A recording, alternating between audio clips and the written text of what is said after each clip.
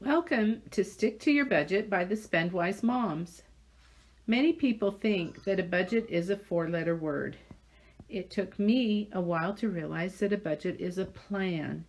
It can help provide financial freedom instead of financial bondage. Your budget does not tell you what to do. You are the one who tells your money what to do by planning where you want to spend it each month. A budget is important when you are trying to make every penny count.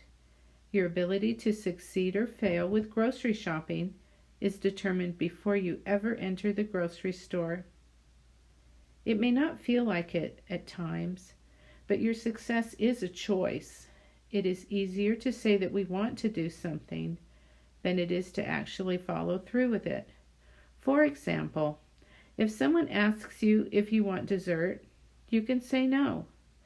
But if they bring you a hot cookie with ice cream and caramel sauce on top of it and put it in front of you and then ask you if you would like dessert, it is much harder to say no.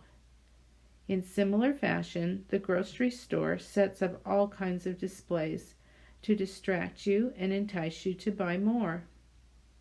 One of the ways they use is to give samples to customers. Studies have shown that many customers will buy a product if they just have a taste. Shoppers have to actively work to avoid temptations set up to snare you in the grocery store. It is possible to eat well within a strict budget, but it's not always easy. The first step for success with your food shopping is to commit to stay within your budget. This can be a real challenge. Figure out what your food budget is and decide now that you are not going to go over it. No ifs, ands, or buts. You may have a hard day at work and want to just pick up something convenient on your way home. Don't do it. There may be a great sale at the grocery store, but you don't have the money in your grocery budget to take advantage of it. Don't worry. There will be other sales in the future if you have to skip this one. Do not go over your grocery budget, no matter what comes up. A wise money manager stays within their limits. You are the one who created your budget, and you need to follow through with the plan that you made. It is so much easier said than done.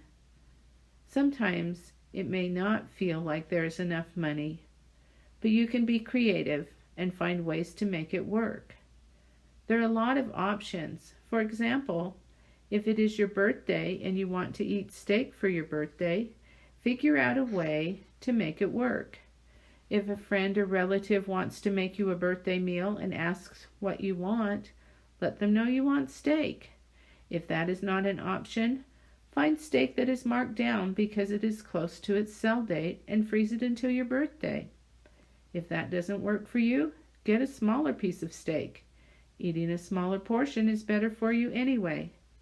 If that doesn't work for you, find other ways to cut your budget so you can get your steak but still stay in your limit. For example, eat oatmeal for breakfast all week and use the money saved to buy your steak.